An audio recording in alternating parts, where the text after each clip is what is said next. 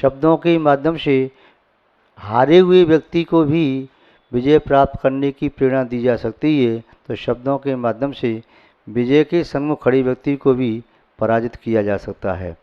शब्द शत्रु को भी मित्र बनाने में समर्थ होते हैं, तो शब्द मित्र को भी शत्रु बनाने में समर्थ होते हैं। जो काम द्रव्य नहीं कर पाता वह काम कई बार शब्दों के माध्यम से हो जाता है। यदि किसी व्यक्ति का उपयोग अपनी ओर आकृष्ट करना हो तो उसके नाम का संबोधन करके, जिस नाम का द्योतक वह व्यक्ति अपने आप को मानता है, उसका संबोधन करके उसे बुलाओ तो उसका उपयोग तुम्हारी ओर हो जाता है, तुम्हें देखने लगता है।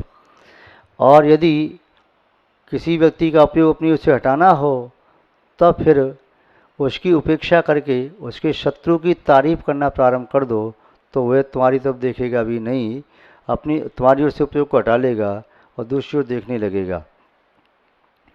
तो ये शब्दों का कमाल है।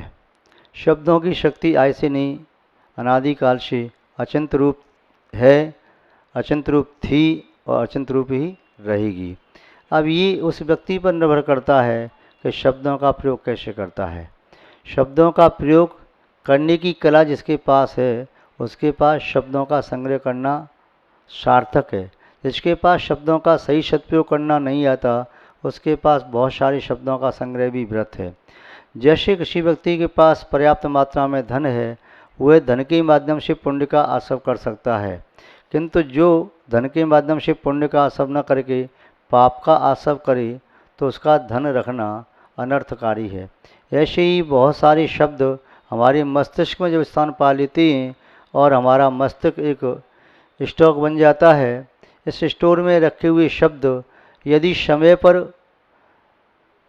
उचित स्थान पर उचित शब्द निकाल करके हम प्रयोग करते हैं तब निस्संदेह वे शब्द हमारी प्रशंसा के कारण, पुण्य के कारण और स्वपर हित के कारण बन जाते हैं। यदि हम मस्तिष्क के इस स्टोर में से हम स्थान समय की अनुकूलता न देख करके अनुचित शब्द निकाल करके प्रयोग करने लगते हैं तब निस्संदेह वह शब्द हमारे लिए अभिशाप स्वरूप बन जाते हैं। शब्दों को वरदान स्वरूप भी बना सकते हैं और शब्दों को अभिशाप स्वरूप भी बनाया जा सकता है। जब शब्दों का भार मस्तिष्क में ज़्यादा हो जाता है तब भी शब्द अहंकार का कारण बन जाते हैं और शब्दों की अधिकता से व्यक्ति के जीवन में अंधकार सा छा जाता है। फिर वह शब्द ज्ञान का नहीं मान का हेतु हो जाते हैं।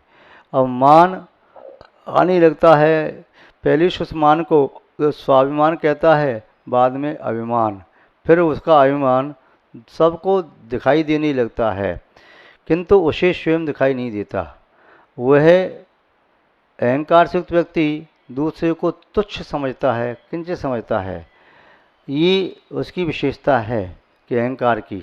ऐसे ही व्यक्ति जब किसी वस्तु को दूर से देखता है तब भी वस्तु तुच्छ दिखाई देती है। तो इससे सिद्ध होता है जब जब व्यक्ति अहंकार में आता है तब तक वह अपने आप से दूर हो जाता है। दूर से और गरूर से वस्तु को देखने से तुच्छ दिखती है। दूर से और गरूर से देखने पर वह वस्तु तुच्छ दिखती है। तो दूर से वस्तु देखने पर तुच्छ दिखी तो इसका आशय उस वस्तु से हमारी दूरी बहुत ज़्यादा है। गरूर से वस्तु या व्यक्ति पास में भी हो तब भी तुच्छ दिख रही है तो इससे सिद्ध यही होता है कि गरूर भी हमें दूर कर रहा है उस व्यक्ति से, उस वस्तु से। इसलिए उसके यथार्थ स्वरूप को हम जानने में, देखने में असमर्थ हो रहे हैं। यदि इसके विपरीत हम उन शब्दों को अपनी आत्मा के समीप में ले जाएं, उन शब्दों के प्रकाश से आत्मा के वैभव को टटोलने का प्रयास करें, तब फिर मान तिरोहित हो जाता है। व्यक्तियों को शब्दों का मान होता है, व्यक्तियों को शब्दों से मान होता है, किंतु वे शब्द मान के लिए नहीं, वे शब्द ज्ञान के लिए होते हैं। मान के शब्द का अर्थ समझें, शब्द का मान न करें, मान शब्द का अर्थ जानें, तब निस्संदेह वे शब्द सार्थक हैं। यदि शब्दों को मान का कारण मान करके स्टोर करते जाएंगे तब निस्संदेह हमारी आत्मा शब्दों के ढेर में दब जाएगी और आत्मा को फिर खोजने में बहुत समय लगेगा।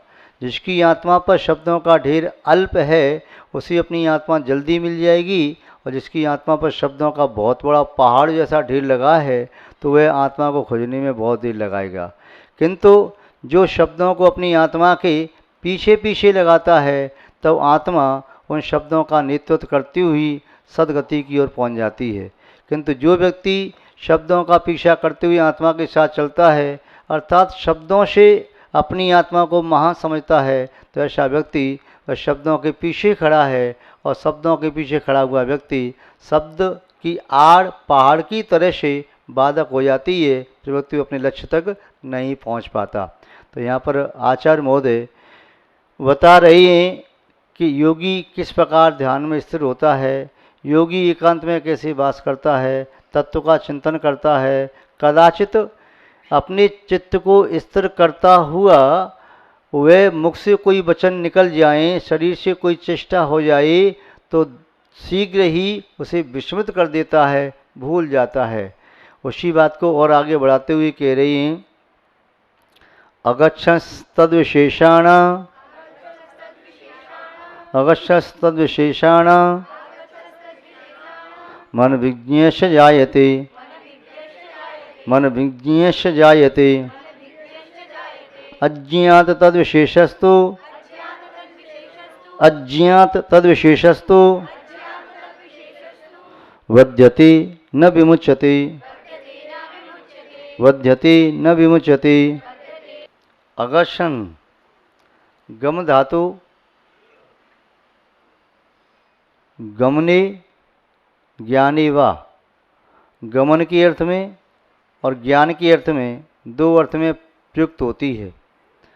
गम के रूप गच्छ आदेश होकर के गच्छति गच्छत गच्छन्ति ऐसे भी चलती हैं, और गम के रूप ये ज्ञान के अर्थ में भी चलते हैं। तो यहाँ पर अगच्छन शब्द जो दिया, अगच्छन शब्द का अर्थ न चलता हुआ भी होता है और अगच्छन शब्द का अर्थ न जानता हुआ भी होता है। तो न जानता हुआ तद विशेषाणाम विशेषताओं को, यदि ज्ञान के द्वारा कोई व्यक्ति बाहर की वस्तु को जानता भी है तो जान करके भी जब तत्व का चिंतन कर रहा है, आत्मा की ओर अभिमुख है, आत्मा की ओर उसकी गति है, आत्मा को जान रहा है, आत्मा को देख रहा है, तो उस समय विशेषाणाम अनभिज्ञ से जायते, वह बाह्य विशेषताओं से अनभिज्ञ हो जाता है। जैसे जलाशय में खड़ा हुआ व्यक्ति अभी जलाशय के किनारे पर रखी हुई वस्तुओं को देख रहा, वाहन को देख रहा है, वृक्षों को देख रहा है, मनुष्यों को देख रहा है, बालकों को देख रहा है, जो भी किनारे पर खड़े हैं उस जलाशय, नदी के किनारे, तालाब के किनारे, समुद्र के किनारे, झील के किनारे चारों तरफ से देखता चला जा रहा है, और उनके वस्त्रों का वर्ण भी देख रहा है, उनका आकार भी देख रहा है, और उनकी अन्य प्रकार की गति कैसी देख रहा है सब। कब तक? जब तक पानी में नहीं डूबा है तब तक, और जब तक देख रहा है तो समझो तब तक पानी में डूबा नहीं है। ऐसे ही कोई योगी जब तक संसार की विशेषताओं को, जब तक शरीर की विशेषताओं को, पर द्रव्यों की विशेषताओं को जान रहा है, देख रहा है बुद्धिपूर्वक, तब तक वह आत्मा में नहीं डूबा है। किंतु जैसे वह आत्मा में डूबता है तब उस समय अनविज्ञस्य जायते विशेषाणाम, वह फिर शरीर आदि की विशेषताओं को जानता नहीं है, अज्ञात तद विशेषत्व, और फिर उन विशेषताओं से क्या हो जाता है? अज्ञात रहता है। जो कोई भी योगी वाह्य वस्तु की विशेषताओं से, वाह्य द्रव्य की विशेषताओं से, चेतन अचेतन प्रक्रिया की विशेषता से, या हमारी शुद्ध चेतना के अतिरिक्त अन्य जो भी वस्तुएं हैं संसार में, जितने भी द्रव्य हैं, गुण हैं, पर्याय हैं, हमारे स्वचतुष्टय को छोड़ करके, तो उन सब से वह अज्ञात होता रहता है। अज्ञात बन करके फिर क्या करता है? वध्यते न विमुच्यते। यदि अज्ञात रहता है तो कर्मों से बध्यते न, कर्मों से बंधता नहीं है। क्या होता है? कर्मों से विमुच्यते, छूट जाता है। कौन छूटता है? जो पर में अपने मन को नहीं बांधता वह कर्मों से भी नहीं बंधता। जो पर से अपने मन को बांधता है वह कर्मों से भी बनता है। जो पर से छूट करके अपने मन को पर से मुक्त करके अपनी आत्मा में संलग्न होता है, लीन होता है, तो पर वस्तुएं उसे बांध नहीं पाती। जब तुम पर की ओर जाओगे तो पर तुम्हें बांधेगा, पर तुम्हें अच्छा लगेगा, बुरा लगेगा, उसके प्रति राग की भावना होगी, द्वेष की भावना होगी, मोह की भावना होगी। इन भावनाओं के साथ योग तो निरंतर चल ही रहा है। योग के माध्यम से कारमान वर्गणाएँ आईं और जैसे भाव हुए उसी प्रकार का कलर वर्ण उन वर्गणाओं में आ गया और वैसे ही कि वैसे वह आत्मा के साथ संबंध को प्राप्त हो गई। तो हमारा भाव ही खतरनाक है, कारमान वर्गणाएँ खतरनाक नहीं है और शब्द भी खतरनाक नहीं है।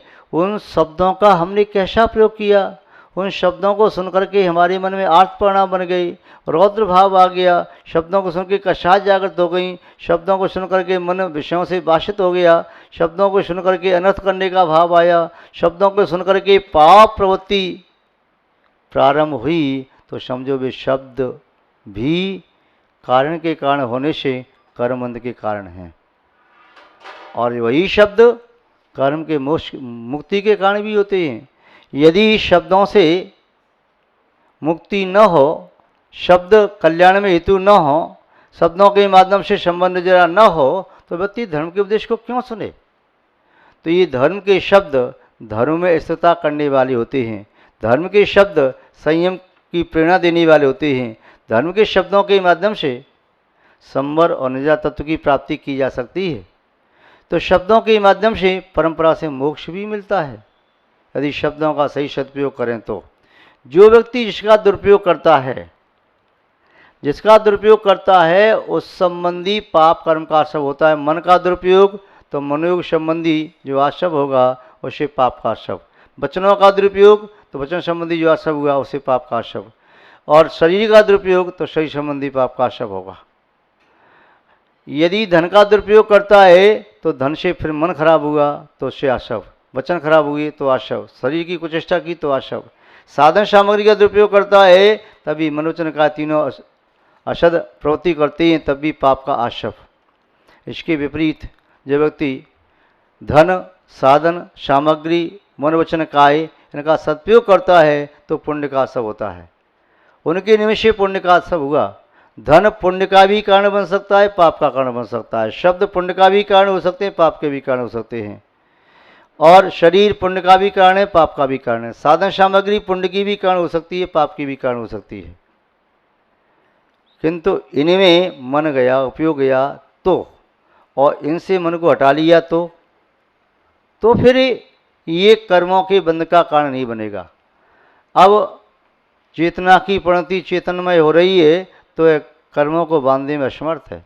जब चैतन्य की परिणति पुद्गल में होती है, पुद्गल से अनश्यूत होती है, जब चेतना की परिणति धन में मन लगा हुआ है, धन में लगा है, तो मन लगाए तो धन वह कर्म बंध का कारण है, और धन में मन लगे हुए परिणाम अच्छे हो रहे हैं कि बुरे।